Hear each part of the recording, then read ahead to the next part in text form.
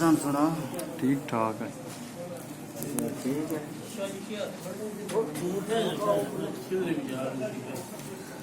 किधर छुपे नहीं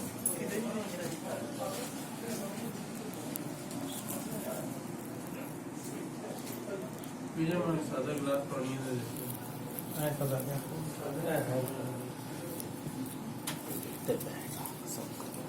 दो मिनट